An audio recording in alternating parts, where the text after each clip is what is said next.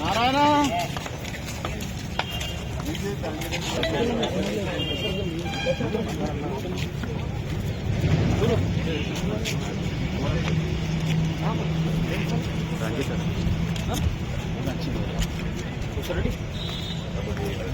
గౌతమ్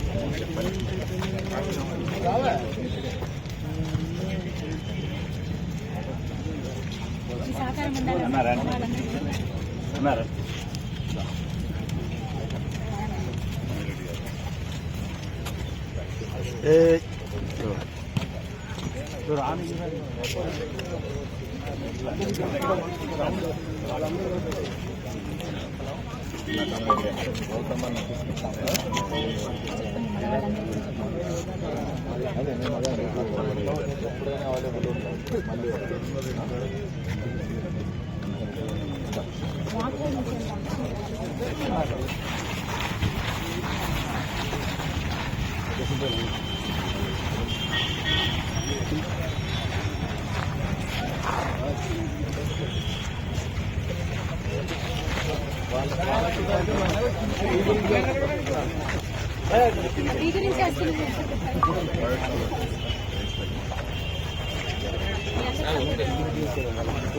అలా కలవాలనే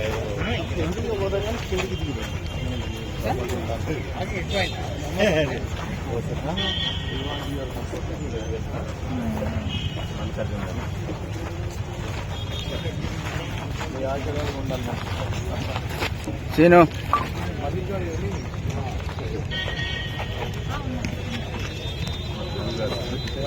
సార్ చెప్పుకోండి sir శిశుమందిరే శిశుమందిరే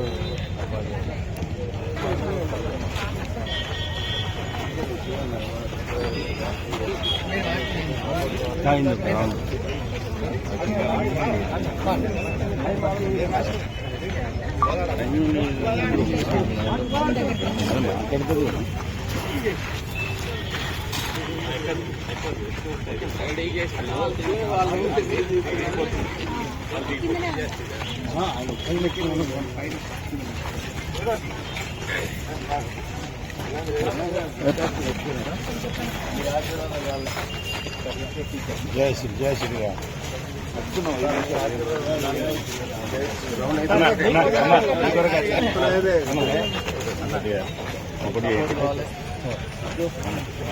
first ప్రాధాన్యత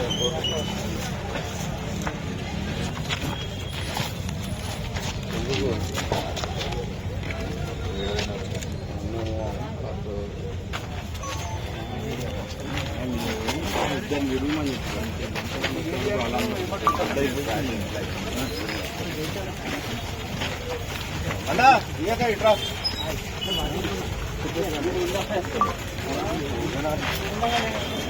అన్న మీ కొరకు వస్తుంది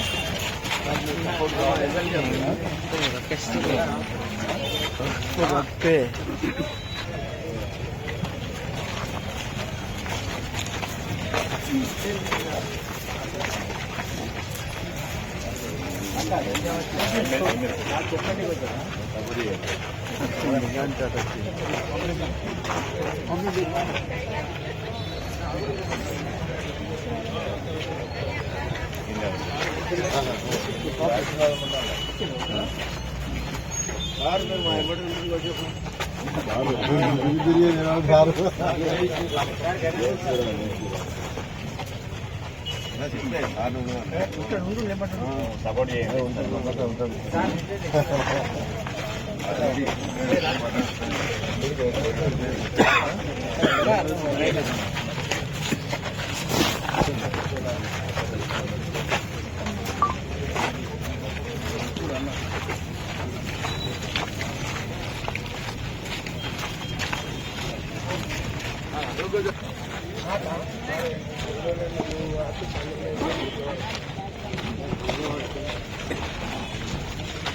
అమలు జై శ్రీరామ్. దేశం కోసం ధర్మం కోసం బీజేపీ మద్దతు ఏ స్థాయిలో కాంగ్రెస్ మోదీ ఆడదామా.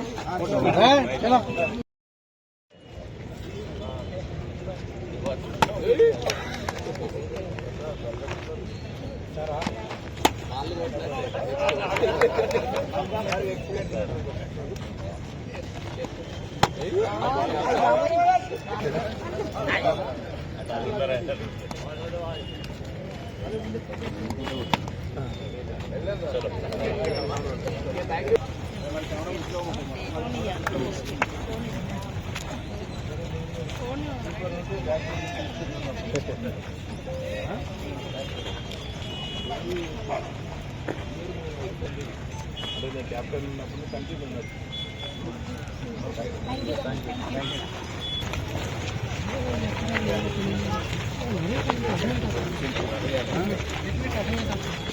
వెళ్ళా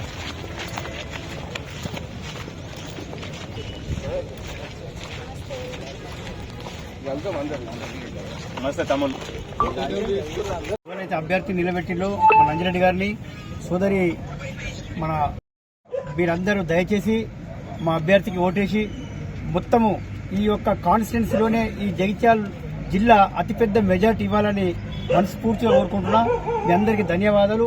అన్ని విషయాలు చెప్పిండ్రు, మేము ఇంకా తిరిగేది ఉంది కాబట్టి అన్ని విషయాలు చెప్పిండ్రు కాబట్టి మీరు అందరూ అంజిరెడ్డి గారికి ఓటేసి అతిపెద్ద మెజార్టీతో గెలిపిస్తారని చెప్తూ సెలవు తీసుకుంటున్నాం. మరియు శోభారాణి గారికి, శ్రావణి గారికి, మిగతా కుటుంబ సభ్యులందరికీ పేరు పేరున ధన్యవాదాలు తెలియజేస్తూ ఇప్పటి వరకు 2 వాకర్స్ అసోసియేషన్ తిరగడం జరిగింది. ఎవరి దగ్గరికి పోయినా సరే నరేంద్ర మోడీ గారి నాయకత్వంలో మొన్న బడ్జెట్లో 12,75,000 ఏదైతే పెట్టిరో అది చాలా మందికి పెన్షనర్స్కైనా లేకుంటే గవర్నమెంట్ ఎంప్లాయీస్కైనా లేకుంటే చిన్న వ్యాపారస్తులైనా ఇండస్ట్రియలిస్టులైనా ప్రతి ఒక్కరికి మేలు జరిగే బడ్జెట్. దాంతో గత 60 సంవత్సరాల నుండి ఇంతవరకు 3 లక్షల నుంచి 12 లక్షలు పెంచిన ఘనత ఓన్లీ నరేంద్ర మోడీ గారికి దక్కింది.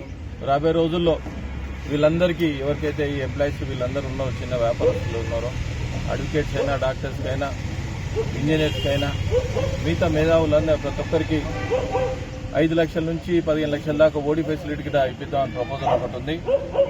ఇంకొకటి ఏంటంటే దేశం స్ట్రాంగ్ ఉంటేనే మనము అందరం స్ట్రాంగ్ ఉంటామనే ప్రపోజల్ అందరికీ ఉంది. మేధావులందరూ మొన్న చూసారు, మహారాష్ట్ర చూసిన తర్వాత ఢిల్లీలో కైవసం చేసుకోవడం జరిగింది. ఇదే 100 సంవత్సరాల పార్టీ ఒక్క సీట్ కూడా ఖాతా జరగకపోవడం ఇదే నిదర్శనం. వాళ్ళు నెరవేర్చిన హామీలు ఇచ్చుకుంటా ఎక్కడ పోయినా కానీ ఇక్కడ ఏదో ఇంప్లిమెంటేషన్ చేసామని అక్కడ పోయి అక్కడ ఇస్తే ఆటోమేటిక్ ఏంటంటే టోటల్ ప్రతి ఒక్కరు ఒకటే చూస్తూ ఉన్నారు. మనం స్ట్రాంగ్ ఉన్నప్పుడే వర్క్ స్ట్రాంగ్ అవుతుంది. ఇన్ఫ్రాస్ట్రక్చర్ ఏదైతే డెవలప్మెంట్ అవుతుందో ఆటోమేటిక్ డెవలప్మెంట్ అవుతుంది. యువత విషయంలో తీసుకున్నా కానీ వీళ్ళు ఒకటే అంటున్నాం, మీకు యువత విషయంలో, నిరుద్యోగుల విషయంలో 56,000 అకౌంట్లు వేసినాకనే ఓటు అడగాలి. మళ్ళీ యువ వికాస్ అని చెప్పి ఏదైతే మీరు ఇచ్చిన కమిట్మెంట్స్ ఉన్నాయో, ఆడపిల్లలకు ల్యాప్టాప్ ప్లస్ స్కూటీ ఇస్తున్నారు, స్కూటీ ఇచ్చిన తర్వాత ఓటు అడగాలి. తర్వాత ఓల్డ్ ఏజ్ పెన్షన్ ఏవైతే ఉన్నాయో పెన్షన్ ఇచ్చిన తర్వాత ఓటు అడగాలి. కాలేజీల విషయంలో తీసుకుంటే ఫీజు రీఎంబర్స్మెంట్ గత ప్రభుత్వం ఏదైతే ఉందో ఫీజు రీఎంబర్స్మెంట్ విషయంలో 6,500 కోట్లు ఉన్నాయి. సుమారు 7,000 కోట్ల దాకా ఇప్పుడు పెండింగ్ ఉన్నాయి. చాలా మందికి కాలేజీల విషయంలో తీసుకున్నా కానీ మీకు నేను ఒకటే కాంగ్రెస్ పార్టీ ఎవరైతే ఉన్నారో అభ్యర్థి వాళ్ళకి కాలేజీలు ఉన్నాయి. మరి కాలేజీలు ఉన్నప్పుడు మీరు డబ్బులు తీసుకున్నారా వాళ్ళ దగ్గర? ఫీజు రీఎంబర్స్మెంట్ అమౌంట్ మీకు వచ్చిందా? మరి మీ బాధ, వాళ్ళ బాధ మీకు తెలుస్తలేదా? మేము ఒకటే అడుగుతా ఉన్నాం, కాంగ్రెస్ అభ్యర్థి ఎవరైతే ఉన్నారో మీరు ఫీజు రీఎంబర్స్మెంట్ ఇప్పించిన తర్వాతనే 7,000 కోట్లు ఇప్పించిన తర్వాతనే మీరు ఓటు అడగడానికి పోవాలి. ఎందుకు అంటే మొన్న 4 మంత్రులు వచ్చారు మీకు నామినేషన్ కోసానికి. ముఖ్యమంత్రి మీ దగ్గరనే ఉన్నాడు. మరి మీ గవర్నమెంట్ ఉన్నప్పుడు ఎంతమంది ఎన్ని ఇబ్బందులు పడుతున్నారు? యజమానే ఇబ్బంది పడతా ఉన్నది. వాళ్ళకి ఫీజులు అమౌంట్ ఇవ్వక, లెక్చర్స్కి అమౌంట్ ఫీజు అదే శాలరీ ఇవ్వక వాళ్ళు ఇబ్బంది పడతా ఉన్నారు. ఫీజు రియంబర్స్మెంట్ రాకపోతే విద్యార్థులు పైసా చదవలేక వాళ్ళ సర్టిఫికేట్ లేక వాళ్ళు ఇబ్బంది పడుతున్నారు. మేము డిమాండ్ చేసేది ఒకటే, నువ్వు పబ్లిక్లో తిరగాలంటే వాళ్ళు ఫీజు రియంబర్స్మెంట్ ఇప్పించిన తర్వాతనే పబ్లిక్లో తిరగాలని డిమాండ్ చేస్తా ఉన్నాం. రాబోయే రోజుల్లో ఒకటి మీ అందరికి కోరేది ఏంటంటే భారతీయ జనతా పార్టీకి మొదటి ప్రాధాన్యత ఓటేసి గెలిపించాలని ప్రార్థిస్తున్నాను. భారత్ మాతాకి జై.